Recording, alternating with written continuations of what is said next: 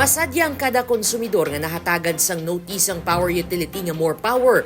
Bangod imbes ang kinaandan nga notice ang disconnection, sila ang nahatagan sang notice nga may pagabatunon nga refund sang ila bill deposit. Sang kinalikdan nga tuig, nagsugod ang more power sa pagbalik sang gindeposito nga kantidad sa mga konsumidor.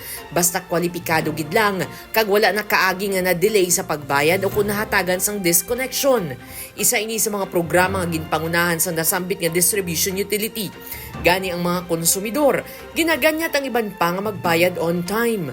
Kailangan on time sa magbayad para makakuha mo sa bill deposit.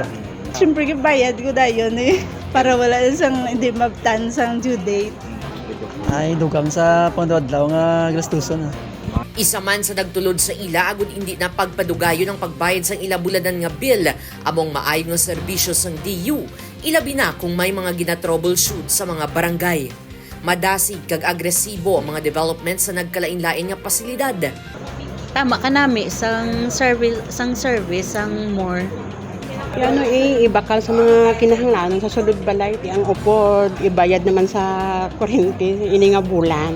Ati nami gid ang more power Nakabaton sang tig 2,500 nga refund ang kada konsumidor.